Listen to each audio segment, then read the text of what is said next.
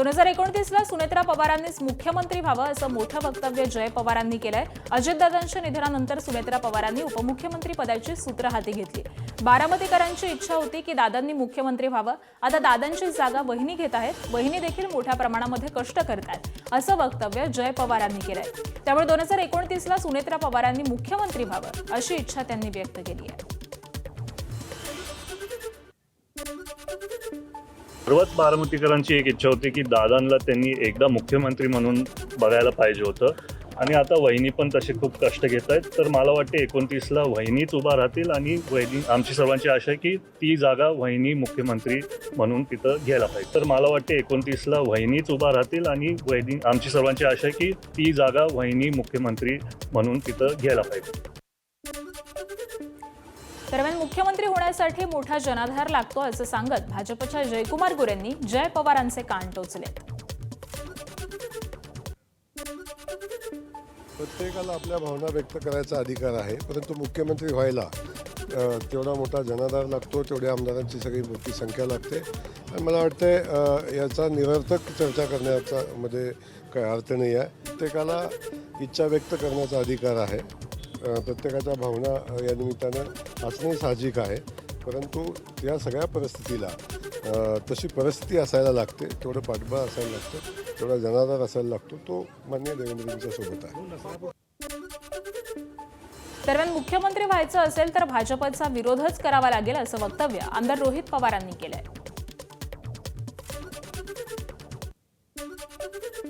महाराष्ट्रामध्ये भाजप सोडून दुसरं कुठल्या पक्षाचा मुख्यमंत्री होऊ शकत नाही।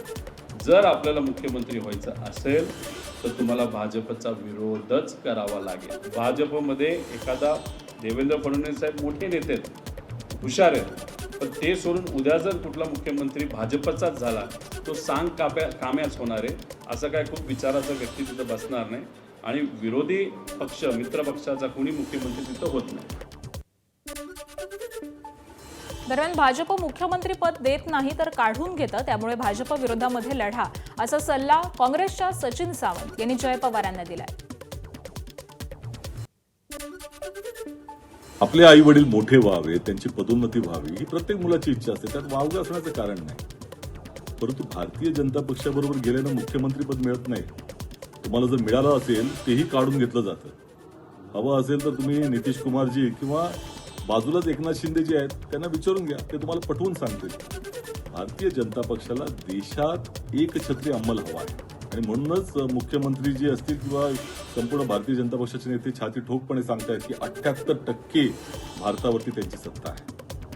तुम्हाला मुख्यमंत्री पदाची शक्यता जरी निर्माण करायची असेल तर भारतीय जनता पक्षाच्या विरोधात येऊन उभं राहावं लागेल, तशी हिंमत ठेवावी लागेल, या लोकशाहीसाठी संविधानाच्या रक्षणासाठी लढावं लागेल। जय पवारांनी इच्छा बोलून दाखवल्यानंतर बारामतीमध्ये बॅनर झळकलाय। सुनेत्रा पवारांचा होय मुख्यमंत्रीच असा उल्लेख या बॅनरवरती करण्यात आलाय। पहिल्या महिला मुख्यमंत्री म्हणून उभा महाराष्ट्र तुमच्याकडे पाहतोय असा आशय यावरती आहे। आधी जय पवारांचं वक्तव्य आणि त्यानंतर बारामतीत लागलेला हा बॅनर सध्या चर्चेचा विषय ठरलाय। दरम्यान एकनाथ शिंदेंना पुन्हा मुख्यमंत्री करेपर्यंत स्वस्त बसणार नसल्याचा निश्चय बच्चू कडूंनी केलाय।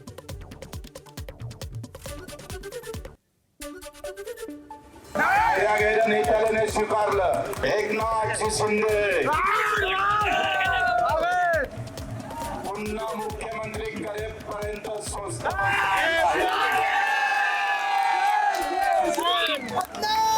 आम्ही खांद्यावर टाकला। मुख्यमंत्री आम्हाला शिंदे साहेब पाहिजे। रात्री सुद्धा 2 वाजता दार उघडून उभा राहत।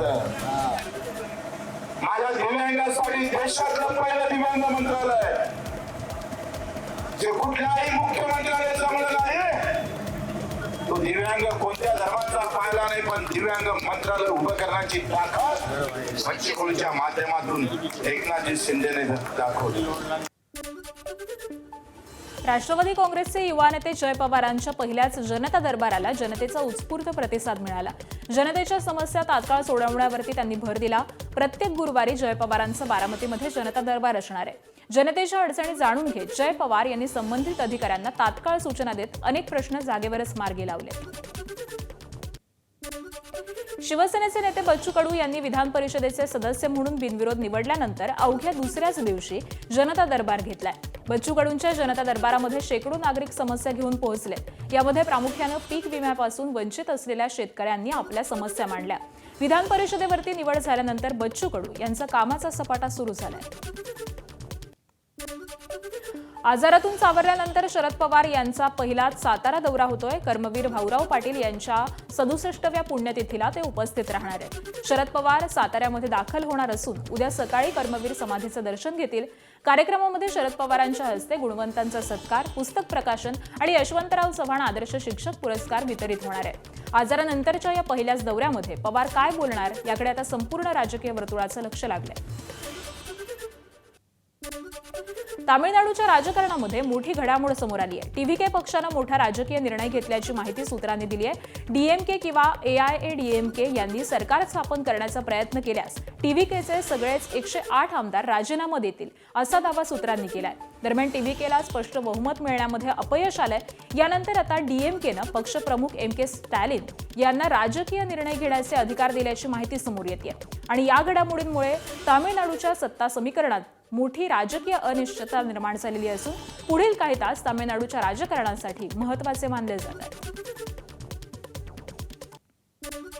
तामिळनाडूमध्ये सत्ता स्थापनेसाठी घडामोडी घडत असतानाच आसाममध्ये नव्या सरकारच्या स्थापनेची तयारी अंतिम टप्प्यामध्ये आली आहे. 12 मे रोजी सकाळी 11 वाजता शपथविधी सोहळा पार पडणार आहे. या सोहळ्यासाठी पंतप्रधान नरेंद्र मोदी आणि केंद्रीय गृहमंत्री अमित शहा हे प्रमुख पाहुणे म्हणून उपस्थित राहणार आहेत. तसंच 10 मे रोजी भाजप विधिमंडळ पक्षाच्या बैठकीमध्ये नव्या नेत्याची निवड केली जाणार असल्याची माहिती ही सध्या समोर येते. केरळमधील महिला आमदारांना जबरीनं मिठी मारण्याचा प्रयत्न करणारा काँग्रेस नेता सोशल मीडियावरती ट्रोल होतोय. विधानसभा विजयानंतर तिरुवअनंतपुरममध्ये काँग्रेसनं बैठक बोलावलेली होती आणि यावेळी महिला काँग्रेस आमदार आली असता काँग्रेस नेते चेरियन फिलिप यांनी मिठी मारण्याचा प्रयत्न केलाय. मात्र त्या महिला आमदारानं त्यांना दूर ढकललं.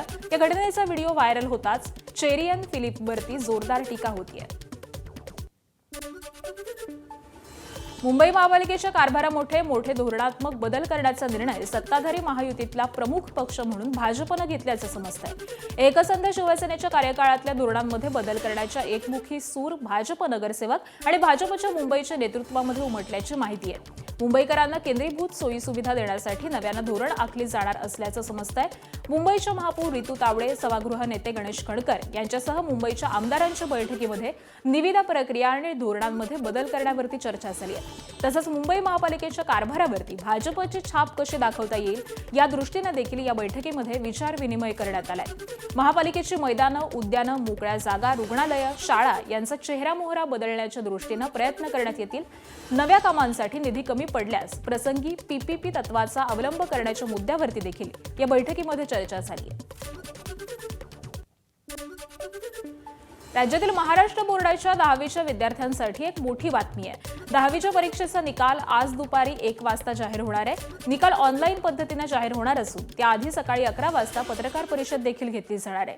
गेल्या काही वर्षांपासून 10वी आणि 12वीचा निकाल विक्रमी वेळेमध्ये लावण्याची परंपरा महाराष्ट्र राज्य माध्यमिक आणि उच्च माध्यमिक शिक्षक मंडळानं कायम ठेवलेली आहे. 12वीचा निकाल 2 मे रोजी जाहीर केल्यानंतर आता 10वीचा निकाल देखील 8 मे रोजी म्हणजेच आजच जाहीर करण्यात येणार आहे. यापूर्वी 10वी आणि 12वीचा निकाल हा जून महिन्यामध्ये जाहीर होत असे. महाराष्ट्र सरकारच्या प्रस्तावित धर्म स्वातंत्र्य विधेयकाविरोधामध्ये मुंबई उच्च न्यायालयाच्या नागपूर खंडपीठात जनहित याचिका दाखल करण्यात आली आहे. या विधेयकामधील काही तरतुदी संविधानाविरोधी असून धार्मिक स्वातंत्र्य आणि समानतेच्या मूलभूत अधिकारांवरती गदा आणणाऱ्या असल्याचा दावा याचिकाकर्त्यांनी केला आहे. जबरदस्तीच्या धर्मांतराला आळा घालण्यासाठी सरकारनं हे विधेयक आणलं असं असलं तरी धर्मांतराची व्याख्या अस्पष्ट असल्याचा आक्षेप देखील याचिकेमधून करण्यात आलेला आहे. तर या प्रकरणी शुक्रवारी सुनावणी अपेक्षित असून न्यायालयाकडून विधेयकाच्या वैधतेची तपासणी करण्याची मागणी ही सध्या करण्यात येते. शिवसेनेचे आमदार संजय गायकवाड आणि राष्ट्रवादी शरद पवार पक्षाचे आमदार रोहित पवार यांच्यामध्ये मोठा शाब्दिक वाद उफाळून आलाय. शिवाजी कोण होता या पुस्तकाच्या शीर्षकावरती संजय गायकवाडांनी आक्षेप घेतला.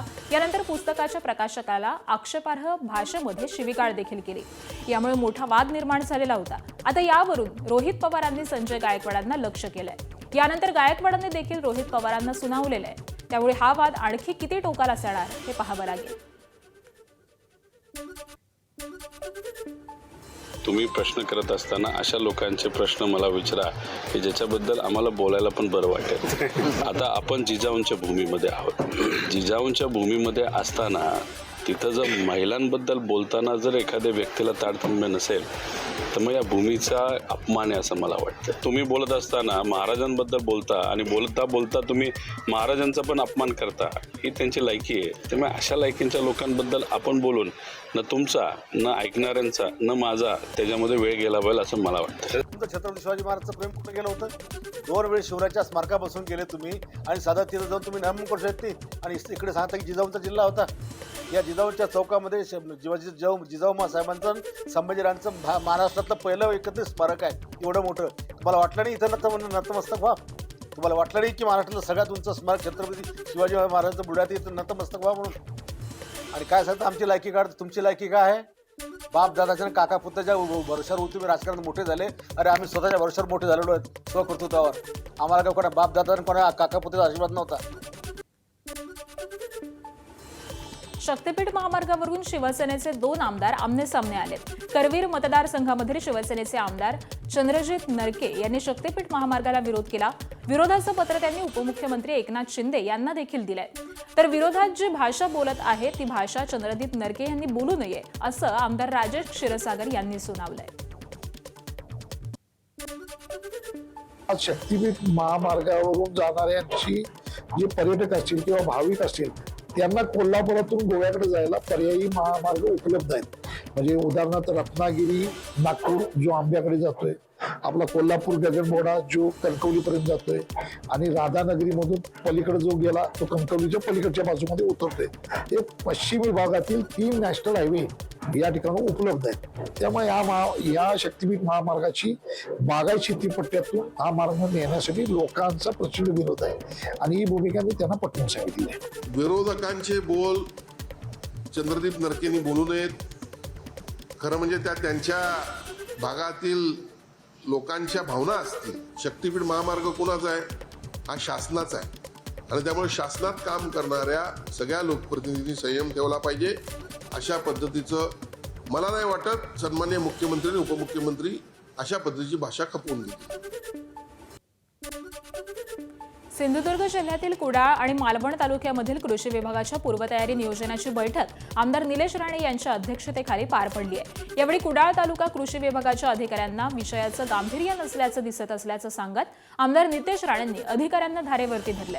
ही पहिली कृषी विभागाची पूर्वतयारी नियोजन बैठक असून या पुढील बैठकीमध्ये तयारी करून या अशा सक्त सूचना आमदार निलेश राणेंनी दिल्यात.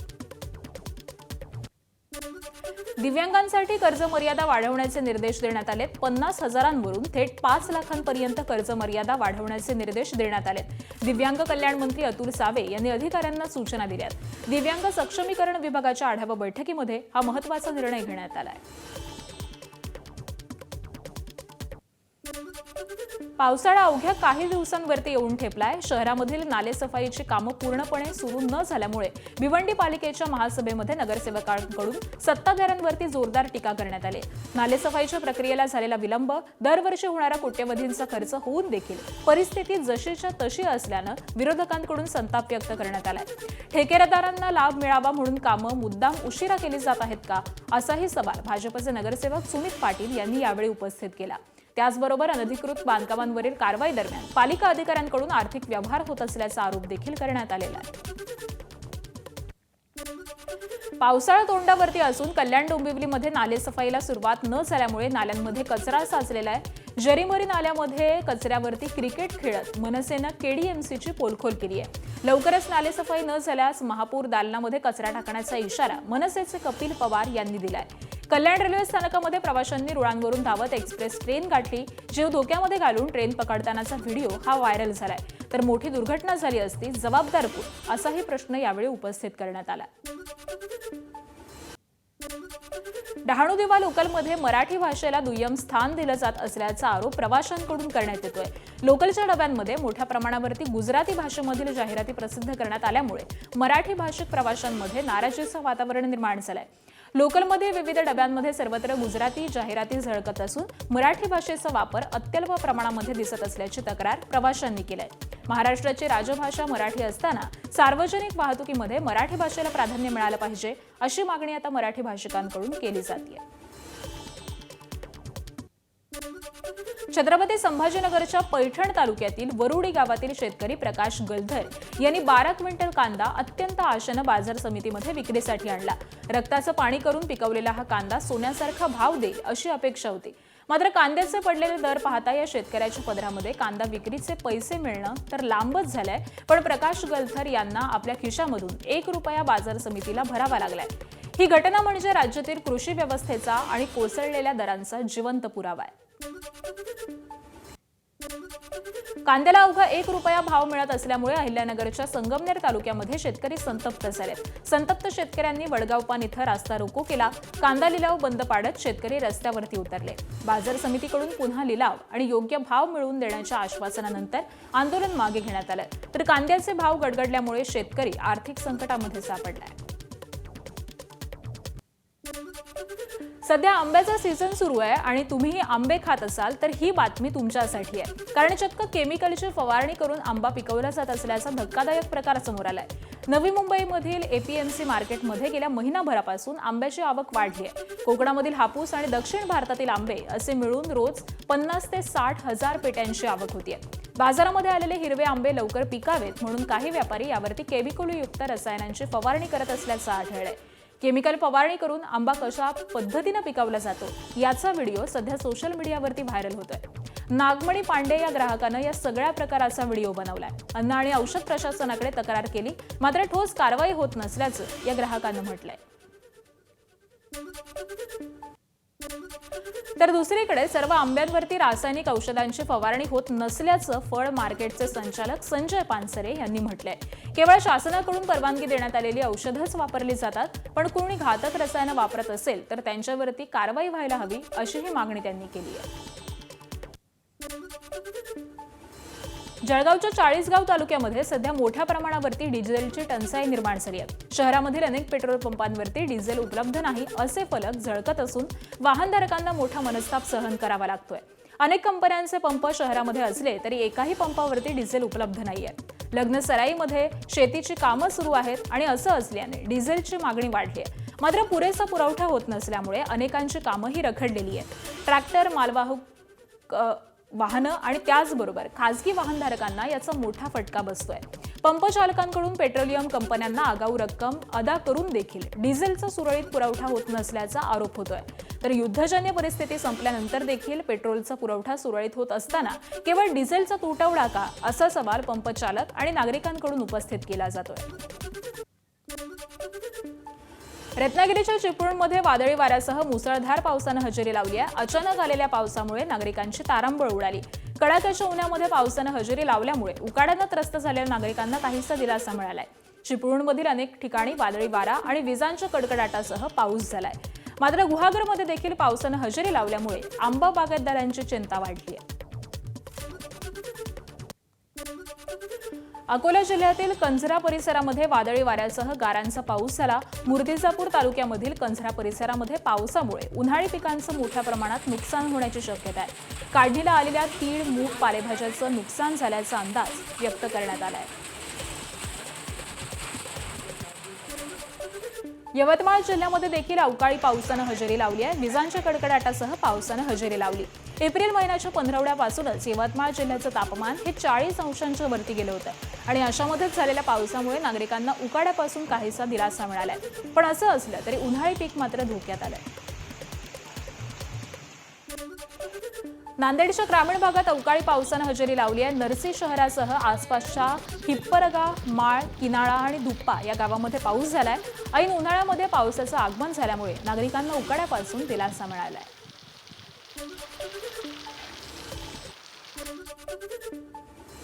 नांदेडमध्ये वादळी वाऱ्यासह अवकाळी पावसामध्ये विवाह सोहळा पार पडला. नवरी आणि नवरदेवाच्या डोक्यावरती छत्री धरत लग्नाचे सगळेच पारंपरिक विधी पूर्ण करण्यात आले. विशेष म्हणजे वादळी वाऱ्यामध्ये लग्न मंडप उडून गेला तरी शुभ मुहूर्तावरतीच लग्न लावण्यात आलंय. माहूर तालुक्यातील लखमापूर गावामध्ये हा आगळा वेगळा वादळी लग्न सोहळा पार पडलाय. वादळी वाऱ्यासह आलेल्या पावसाच्या मुहूर्तावरती श्रावणी जाधव आणि अर्जुन राठोड लग्नबंधनात अडकले. नांदेडच्या तीर्थक्षेत्र माहूर तालुक्याला वादळी वाऱ्यासह गारपिटीनं झोडपून काढलंय. पावसामुळे उन्हाळी पिकांचं मोठ्या प्रमाणात नुकसान झालंय. विशेषतः या भागामध्ये उन्हाळी तीळ आणि भुईमूग पिकं ही मोठ्या प्रमाणावरती घेतली जातात आणि या दोन्ही पिकांसह हळदीला देखील या पावसाचा फटका बसलाय. त्याचबरोबर अनेक आयोजित लग्न सोहळ्याला या वादळी वाऱ्यासह गारपिटीचा फटका बसला. त्यामुळे ऐनवेळी वऱ्हाडी मंडळींचे मोठे हाल झाले. कल्याणच्या वांगणी परिसरामध्ये जोरदार पाऊस झालाय. वादळी वाऱ्यासह मुसळधार पावसानं हजेरी लावली तर अचानक आलेल्या पावसामुळे नागरिकांची तारांबळ उडाली आहे.